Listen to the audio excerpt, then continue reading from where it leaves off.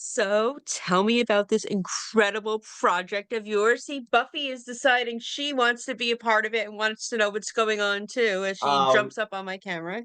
I love it. She's the true star. Well, yeah, I mean, This Is Me Now on Amazon Prime. It's a film that I think everybody loves, but especially if you have a place in your heart for musicals like myself, um, I think that's really a niche and a genre that people seem to be loving about it.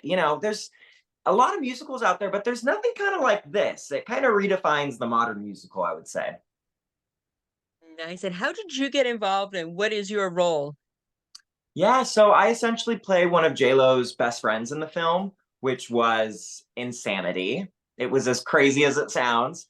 And it was just wonderful. I mean, it was kind of like a master class. We kind of got thrown in to filming. We found out 5 days, I think, before we started shooting that we were cast. And it just was like a whirlwind. Then you just kind of think, well, what am I going to wear the first day? And how quick can I memorize my lines? And then we were just thrown in with her, and she couldn't have been more amazing. And she kind of, it was a project that she was funding. So not only was she starring in it, she was producing it, and she's kind of helped acting coach us throughout the process, which was amazing. And she just couldn't have been sweeter and more loving and helpful with the details throughout the process. So that was kind of neat. Yeah, it felt like, getting a college degree in acting in a couple weeks. That's incredible. And tell me a little Yeah. bit more about working with JLo. I mean, like you said, it seems like so focused and such a legend. I mean, she's been around for how many years now? And grew Yeah. up watching her and Yeah. I mean, same. I grew up watching her too. It's so funny. I was talking to my boyfriend about how I used to be able to quote Monster in Law, like from beginning to end, because I just loved that movie so much. It was just always on TV. So I would just start, rewatching it. And yeah, I mean, I think I said this in the last question, but she really was like a teacher too. Like I tried to just get everything I could, from her and learning how she would maneuver a scene and her playfulness. And I think that was something that really stood out to me was her playfulness. We would do the scenes as written, and then she'd be like, let's just have fun, let's just kind of banter and see what we get. And yeah, I think being in a situation like that, it really pushes you out of your comfort zone. Like you kind of got to be on your toes and be like, okay, we got to play. But I loved that about her. And she's really like that. I think she was a dreamer. She was a girl from the Bronx, and she had a dream, and she was kind of, relentless about it. And I think this film and her career are a testament to that for sure. Kind of not giving up when you want something, going after it, and keeping focus. And obviously cultivating a life outside of your art that is full and fabulous and with family and friends and whatever else, floats your boat. But she was just such an inspiration. And it was neat that she lived up to that and more, I think, in person. And it was just, yeah, she's been so welcoming, even since we wrapped, continuing to include us in her world, which has been really insane.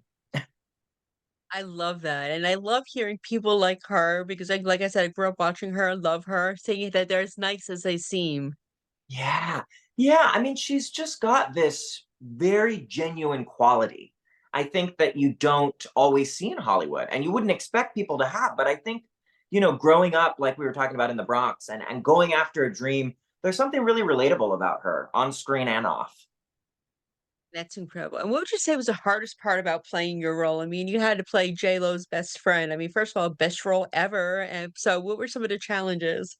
Yeah, I mean, to get to kind of play her gay best friend in it, that was something where I was like, wow, this was not on my bingo card this year. Did not expect that one coming.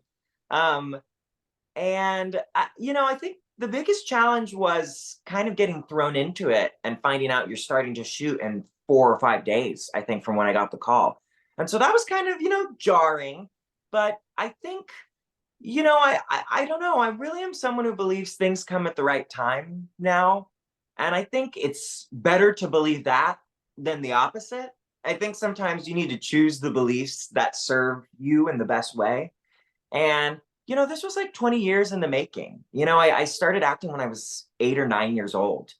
And so I'd like to think I was like manifesting this opportunity for a really long time. And when it came, I was finally ready for it.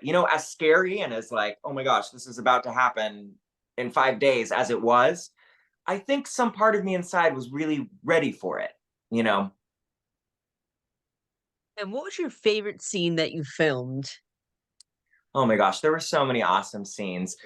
It's a hard question. I really love the final scene in the movie, and it's right before the end when there's this big kind of bohemian wedding number. And it was our final day of shooting.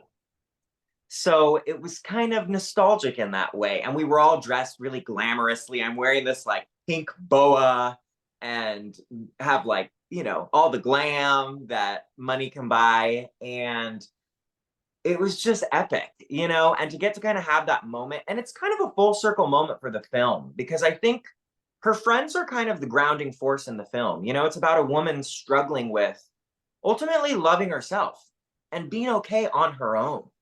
And it's like that radical self-love that I think can like move mountains and make anything possible in your life if you believe in yourself that much. And so I love that the end, that wedding is kind of her attending a friend's wedding and realizing like, I've got my friends, I've got myself, I'm good. And anything else that comes is the icing on the cake, but I'm already my own cake. And see, that is what I love about it because a lot of people, particularly women, I know myself, I struggle with that. You have to find your worth, know your worth, and I think through that movie, she's really becoming an incredible. I don't want to say just for women, but for men too. She's being such Yeah. a great role model. Now, do you think she'll take that on tour with you, with her, and maybe spread that message to maybe high school students or college students that are going through the same thing? Yeah, I mean, it's a superpower, radical self-love. I feel like I've been trying to talk about it a lot because it's not easy. I struggle with it myself, and being a performer, it can be a really intense business, to be in.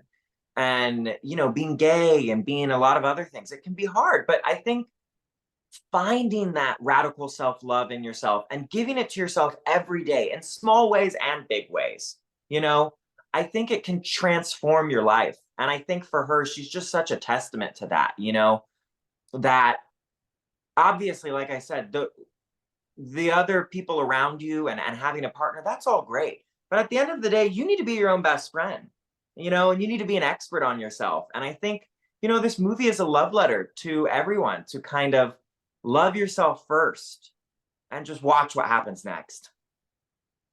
Yes, exactly. You said it better than I ever could. And what's next for you? Yeah, well, I'm just so excited. I have really been trying to like revel in the magic of this film. And then we just had a documentary come out on Amazon Prime, The Greatest Love Story Never Told, which I highly recommend if you haven't watched it. My boyfriend and I watched it. And it's even more about that message of loving yourself, investing in yourself, and, making your dreams come true through loving yourself and always accepting yourself. So, I'm taking all that with me into the next projects. A couple fun things on the horizon, some films and some things that I've been working on. I have a campaign with CeraVe skincare coming out that I'm really excited about. Yeah, and then some secret films and stuff. So definitely, to keep up, you can follow me. All the socials are at Brandon Delsid. I love that. I'm so happy for you. What would be your dream project to have though? Dream project. Yeah, something I've been dreaming about would be, to be on a television show where you get to marinate in a character and you kind of get to grow with it over the years. I think of like some of the most iconic TV shows I love, Seinfeld and Friends, and watching the characters as they change over a 5, 6, 7, 8 year period and how much, that stays with you because that's the journey of being a human, is growing and changing. And I'd love, to take on like an iconic character, in the world that gets to change and grow and, evolve.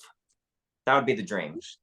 I love it. You should write your own about your life. You sounds like you have such an interesting life, so you should write it about yourself. Like maybe I don't want to say an exaggerated version, but a more interesting, a more I guess is exaggerated is the right word. Version of yourself. It shows you growing up, in either New York or LA and living your life in your dream.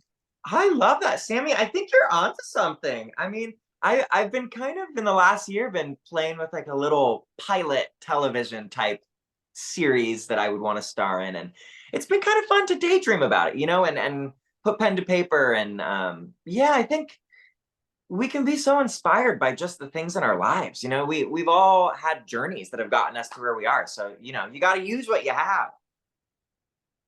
Exactly. One thing I like asking people I interview is tell me a fun fact about yourself. Ah, well, there's some silly facts about myself. One of my favorites that I always use when people ask this is I'm actually an ordained minister. So Oh I have, my. yes, yes, Universal Church? yes. Me too. Sammy, oh my gosh, the connections. I love it. Yeah, I've gotten to marry a couple different friends together.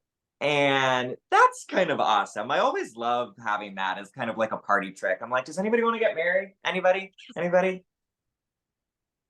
I love that. I'll tell you the reason I did it. I saw an episode of the Kardashians where Kris Jenner got ordained and she was ordaining someone. I'm like, I want to say, can anybody do this? And I Googled, can anyone be, and I'm like, for 20 bucks, yes, anybody can.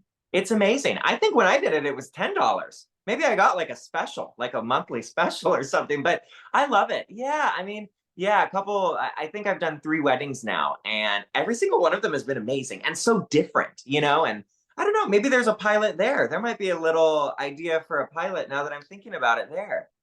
Yeah, let's do it. Let's do it. I'll help you write this. Yeah, I love it. I mean, it's been so funny. Some of the weddings have just been, one of them was like my cousin got married, and it was this like fabulous gay wedding. And it was like in the Hollywood Hills, and it was so extra, just everything about it. And I'm like, just that day alone feels like a sitcom to me. Nice. That's amazing. And since we're TV side too, what are you watching these days? Oh my gosh. Well, there's so many things I'm obsessed with. Currently, I've been binging Search Party on Okay. HBO Max, which is just so fun and so edgy and modern. And if you haven't seen it, it's kind of like a whodunit set in New York City with like a really modern, young cast, that's very hysterical. That would be like a dream show to be on. Definitely that. And then I'm really enjoying Feud, the Capote season that's airing right now on Hulu and FX. And it's just so fun. And it shows kind of like a glimpse into New York City in the past. And, Truman Capote was just such a crazy character. It doesn't get crazier. Nice, nice. So if you like Search Party, have you seen Only Murders in the Building yet? Yes. So good. I'm not caught up on the most recent season, but I mean, that cast, it just keeps getting more incredible. Yeah, season 4 has Eva Longoria, Eugene Levy, Meryl Streep is coming back. Huge. Yeah. I was in New York City in December, and it was so funny. I was walking by this building, and I just see this dad and this daughter stopping and taking pictures in front of it and like selfies. And I look up, and it's the building. And I was like, oh my gosh, I didn't know this was here, just off, walking down a street on the Upper West Side. And I was like, this is history, people. This is history. Nice. We got to get you on the next season. Yeah, that would be a dream. Something like that too. It's just I love comedy. I love stuff that's just so Yes. fresh and nuanced. And that show is Chef's Kiss. Yes, it's one of my favorites. I could definitely see you playing like a long lost brother of Mabel's or something like that, I or a would love cousin. that. Oh my God, from your mouth to God's ears, Sammy. Throwing it Please. into the universe. Yes, we are. Nice. And you've mentioned we could follow you on social media. Anything else you'd like to share before we go? No, just that I hope, people get to check out the film and that you walk away with just even more love for yourself. I hope that stays with people from it. Wonderful. Well, Brandon, it was a pleasure to speak to you. I feel like I made a new best friend myself here, and I Oh, can't wait to Sammy, talk you are again. lovely. Thank you so much for having me. You're always welcome back. Next time you have a project, let me know and I'll put you on. Oh, I would love that. Thank you, my friend. You're welcome. Bye. Bye.